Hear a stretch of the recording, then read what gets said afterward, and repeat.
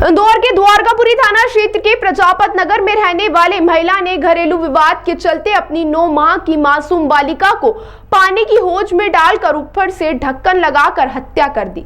Police द्वारा चंद घंटे में इसका खुलासा किया गया। वहीं दरअसल पूरी घटना इंदौर के द्वारकापुरी थाना क्षेत्र के प्रजापत नगर की है, जहां द्वारकापुरी पुलिस को सूचना मिली थी कि एक 9 माह की बच्ची की पानी की हौज में गिरने से मौत हो गई। वहीं मौके पर पहुंची पुलिस ने बच्ची के शव को निकालकर पोस्टमार्टम के लिए हॉस्पिटल भिजवाया।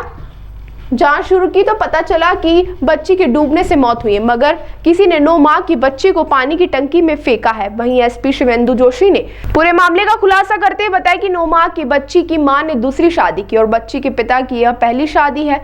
बच्ची की मां से पुलिस द्वारा सख्ती से पूछताछ करने पर चौंकाने वाली बात सामने आई कि घर में आए दिन विवाद होता रहता था। आरोपी मां ने पहले तो उल्टे सीधे बयान पुलिस को दिए। जब पुलिस ने सख्ती से पूछताछ की तो आरोपी मां ने बताया कि बच्ची को पानी की टंकी में डालने के बाद ऊपर से ढक्कन लगाकर पानी की मोटर रख दी।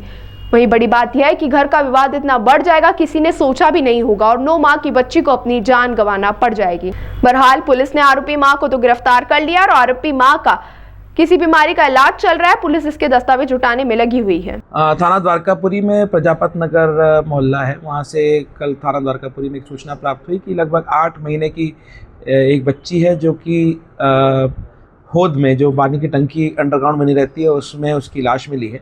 पुलिस ने मौके पर तत्काल पहुँच करके इसमें तस्दीक शुरू करी तो पुलिस ने प्रथम दृष्टया पाया कि लड़की जो है वो पानी की टंकी में है और उसकी मृत्यु हो चुकी है और पानी की टंकी को का ऊपर से ढक्कन लगा करके उस पर भारी वजन की मोटर रखना पाया गया। संदेह वहीं से उत्पन्न हुआ और संदेह के आधार पर जब परिवार वालों से पूछताछ शुरू की गई, मौके पर जब जो उसका घर है उसमें उसके पिता मौजूद थे, पर वो स्नान करने गए हुए थे, माँ काम कर रही थी। और जब माँ ने इस चीज़ के लिए बोला कि बच्ची गुम गई है और इसके लिए आसपास खोज खबर शुरू करी, संदेह वहाँ से उत्पन्न हुआ। परिवारजन जब थाने पहुँचे इसमें पुलिस ने तस्दीक शुरू की। तस्दीक करने में सभी उसके परिवारजनों से पूछताछ की, उसके दादा दादी जो कि किसी अंत्येष्टि कार्यक्रम में गए थे उनसे भी, और उसके जो लड़की उसके पिता और माता से पूछताछ की गई। इस पूछताछ में विरोधाभासी बयान देती हुई माँ पूरे उपक्रम में दिखाई दी और जब माँ से सघन पूछताछ की गई और पिता और परिवार वालों द्वारा भी ये संदेह जताया गया कि इस घटना को कारित करने में उसकी मां का हाथ हो सकता है, तो सघनता से थाने पर पूछताछ करते मां ने इस कृत्य को स्वीकारा कि उसी ने लड़की को पानी की टंकी में धक्का दे दिया था और ऊपर से ढक्कन लगा करके वजन रख दिया था। इस घटना का रिक्रिएशन आज पुलिस कर रही है और जब महिला के बयान भी लिए गए, उसके वीडियो बयान भी लिए गए जिसमें उसने खुद इस चीज़ को करना स्वीकार किया है। काफ़ी देर तक ये महिला जो है अपने परिवार के साथ में इस बच्ची को ढूंढने का नाटक भी करती रही, ऐसे में कैसे टूटी? जब महिला के बयान जो विरोधाभासी बयान थे उसको स्वयं को दिखाया गया। जो पुलिस की तकनीक भी होती है कि जब एक बयान दिया जाता है और उसी का विरोधाभासी बयान दिया जाता है तो पूछताछ के तरीक़ों से ही उसने माने ये करना स्वीकारा है। जो इसका कारण ये बताया जाता है कि घर में इनके सास ससुर और पति इन सब से बहुत ज़्यादा लड़ाई झगड़े की स्थिति उत्पन्न होती थी।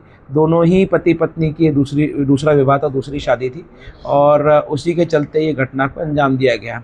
पूछताछ में यह भी पता पड़ा कि कुछ हफ्ते महीने पहले भी लड़की को लड़ाई झगड़े में ज़मीन पे गिरा देने की घटना इस महिला द्वारा कारित की गई थी। तो शंका संदेह स्वाभाविक रूप से महिला के प्रति था और जब पूछताछ की गई तो उसने इसको करना बताया है कि ये घटना उसके द्वारा की गई। सर, इसकी जो बताया जा रहा है कि दूसरी पत्नी थी पति की, ये इसके कारण ये बेटी को अंजाम दिया गया है। लड़ाई झगड़ा नहीं, जो हमने प्रथम दृष्टया से कारण जो समझ में आता है पूरे घटना से वो पारिवारिक कलह और क्लेश और जो लड़ाई झगड़े होते थे उसको लेकर के ये महिला। और दूसरा महिला के बारे में ये भी पता पड़ा है, पुलिस उसके भी साक्ष्य जुटा रही है कि वो उसका मानसिक किसी रोग का भी इलाज भी चल रहा है, ये भी सामने आया। इसमें भी पुलिस दस्तावेज इकट्ठे कर रही है। प्रथम दृष्टया ये स्थिति सामने आई। हाँ, ये तो है, ये जैसा बताया पति ने दूसरी शादी करी थी।